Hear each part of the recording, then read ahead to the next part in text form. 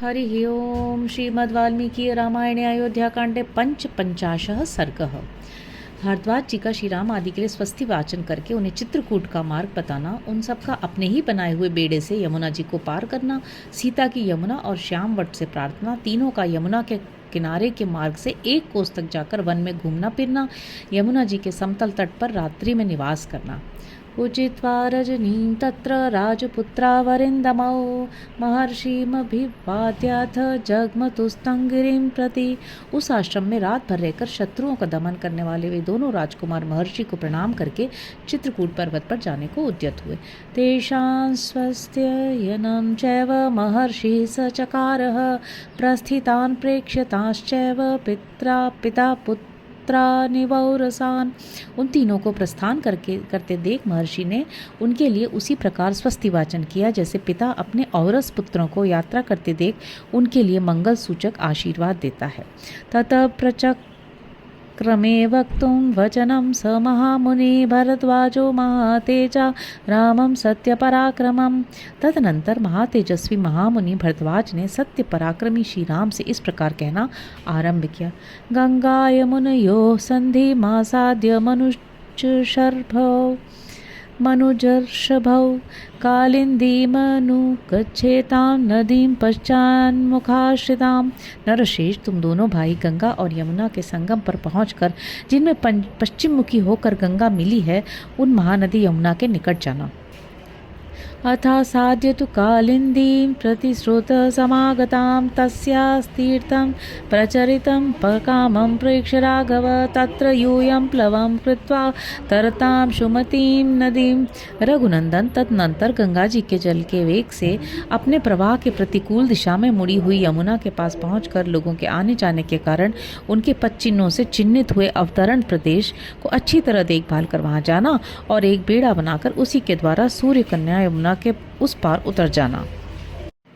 ततोऽन्यग्रोधमासाद्य महान्तं हरितच्छदं परितं बहुभिर्वृक्षैः श्यामं सिद्धोपसेवितं तस्मिन् सीताञ्जलिं कृत्वा प्रयुञ्जीताशीषां क्रियां समासाद्य च तं वृक्षं वसेद्वातिक्रमेत वा। तत्पश्चात आगे चल जाने पर एक बहुत बड़ा बरगद का वृक्ष मिलेगा जिसके पत्ते हरे रंग के हैं। वह चारों ओर से बहुसंख्यक दूसरे वृक्षों द्वारा घिरा हुआ है। उस वृक्ष का नाम श्यामवट है।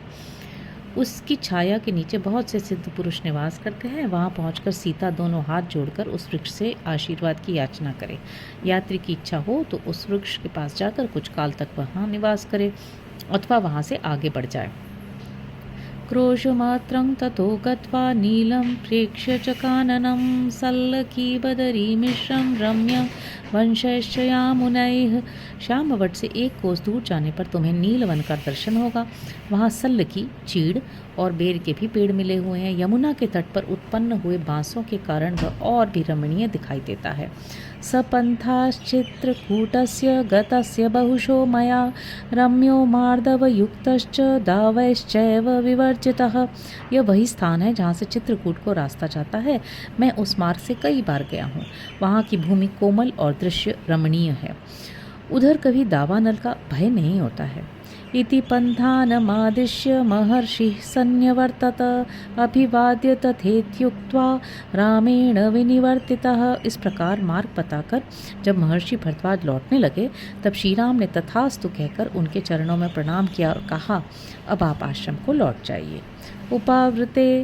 उपावृत्ते मुनौ तस्मिन् रामो लक्ष्मणमब्रवीत् कृतपुण्याः स्म भद्रं ते मुनिर्यन्नो नुकंपते। उन महर्षि के लौट जाने पर श्री राम ने लक्ष्मण से कहा, सुमित्रानंदन, तुम्हारा कल्याण हो। ये मुनि हमारे ऊपर जो इतनी कृपा रखते हैं इससे जान पड़ता है कि हम लोगों ने पहले कभी महान पुण्य किया है। इति तौ पुरुष व्याघ्रौ मंत्रयित्वा मनस्विनौ सीतामेव कृत्वा कालिंदी जग्मतुर्नदीम्।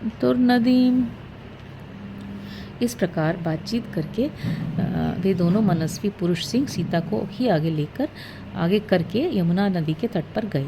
अथासाद्य तु कालिन्दीं शीघ्रस्रोतस्विनीं नदीं चिन्तामापेदिरे सत्यो नदी जलतितीर्षवः। वहाँ कालिंदी का स्रोत बड़ी तीव्र गति से प्रवाहित हो रहा था। वहाँ पहुंचकर वे इस चिंता में पड़े कि कैसे नदी को पार किया जाए, क्योंकि वे तुरंत ही यमुना जी के जल को पार करना चाहते थे। तौ काष्ठ संघाट मतो चक्रतु सुमहाप्लवं शुष्कैर्वर्षैः समाकीर्ण मुषिरैश्च समावृतं ततो वैतस शाखाश्च जम्बुशाखाश्च वीर्यवान् चकार लक्ष्मणेच्छित्वा सीतायाः सुखमासनम। फिर दोनों भाइयों ने जंगल के सूखे काठ बटोरकर उन्हीं के द्वारा एक बहुत बड़ा बेड़ा तैयार किया। वह बेड़ा सूखे बांसों से व्याप्त था और उसके ऊपर खस बिछाया था। तदनंतर पराक्रमी लक्ष्मण ने बैंत और जामुन की टहनियों को काटकर सीता के बैठने के लिए एक सुखद आसन तैयार किया। तत्र त्रियमिवाचिन्त्यां रामो दाशति प्रियामिषत्स लज्जमानां तां मध्यारोपयत्प्लवं पार्श्वे तत्र च वैदेह्या वसने भूषणानि च प्लवे कठिनकाजं च रामश्चक्रे समाहितः। दशरथ नंदन श्री राम ने लक्ष्मी के समान अचिंत्य ऐश्वर्य वाली अपनी प्रिया सीता को, जो कुछ लज्जित सी हो रही थी, उस बेड़े पर चढ़ा दिया और उनके बगल में वस्त्र और आभूषण रख दिए। फिर श्री राम ने बड़ी सावधानी के साथ खंती, कुदारी और बकरे के चमड़े से मड़ी हुई पिटारी को भी बेड़े पर ही रखा। आरोप्य सीतां प्रथमं संघाटं परिगृह्य तौ ततः प्रतेरतुर्यतौ प्रीतौ दशरथात्मजौ। इस प्रकार पहले सीता को चढ़ाकर वे दोनों भाई दशरथ कुमार श्री राम और लक्ष्मण उस बेड़े को पकड़कर खेने लगे। उन्होंने बड़े प्रयत्न और प्रसन्नता के साथ नदी को पार करना आरंभ किया। कालिंदी मध्य मायाता सीता त्वे नाम वंदत स्वस्ति देवी तरामी त्वां पारयेन्मे पतिर्व्रतम। यमुना के बीच धारा में आने पर सीता ने उन्हें प्रणाम किया और कहा, देवी, इस बेड़े द्वारा मैं आपके पार जा रही हूँ। आप ऐसी कृपा करें जिससे हम लोग सकुशल पार हो जाएं और मेरे पतिदेव अपनी वनवास विषयक प्रतिज्ञा को निर्विघ्न पूर्ण करें। यक्ष्ये त्वां को सहस्रेण सुरा घटशतेन च स्वस्ति प्रत्यागते रामे पुरी मिक्ष्वाकु पालिताम। इक्ष्वाकु वंश वीरों द्वारा पालित अयोध्यापुरी में श्री रघुनाथ जी के सकुशल लौटाने पर मैं आपके किनारे 1,000 गौओं का दान करूंगी और सैकड़ों देव दुर्लभ पदार्थ अर्पित करके आपकी पूजा संपन्न करूंगी। कालिंदी मथ सीता तु याचमाना कृतांजलि तीरमेवाभि संप्राप्ता दक्षिणम वरवर्णिनी। इस प्रकार सुंदरी सीता हाथ जोड़कर यमुना जी से प्रार्थना कर रही थी। इतने में ही वे दक्षिण तट पर जा पहुंची। ततः प्लवेनांशुमतीं शीघ्रगामूर्मिमालिनीं तीरजैर्बहुभिर्वृक्षैः सन्तेरुर्यमुनां नदीम। इस तरह उन तीनों ने उसी बेड़े द्वारा बहुसंख्यक तटवर्ती वृक्षों से सुशोभित और तरंगमालाओं से अलंकृत शीघ्रगामिनी सूर्य कन्या यमुना नदी को पार किया। ते तीर्णाः प्लवत्सृज्य प्रस्थाय यमुनावनात् श्यामन्यक्रोधमासेदु शीतलं हरितच्छदम्। पार उतरकर उन्होंने बेड़े को वहीं तट पर छोड़ दिया और यमुना तटवर्ती वन से प्रस्थान करके वे हरे भरे पत्तों से सुशोभित शीतल छाया वाले श्याम वट के पास जा पहुँचे। न्यग्रोधं समुपागम्य वैदेही चाप्यवन्दत नमस्तेऽस्तु महावृक्ष पारयेन्मे पतिव्रतम्। वट के समीप पहुंचकर विदेह नंदिनी सीता ने उसे मस्तक झुकाया और इस प्रकार कहा, महावृक्ष, आपको नमस्कार है। आप ऐसी कृपा करें जिससे मेरे पतिदेव अपने वनवास विषयक व्रत को पूर्ण करें।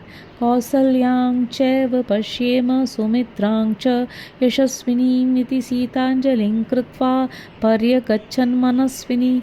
तथा हम लोग वन से सकुशल लौटकर माता कौशल्या तथा यशस्विनी सुमित्रा देवी का दर्शन कर सकें। इस प्रकार कहकर मनस्विनी सीता ने हाथ जोड़े हुए उस वृक्ष की परिक्रमा की।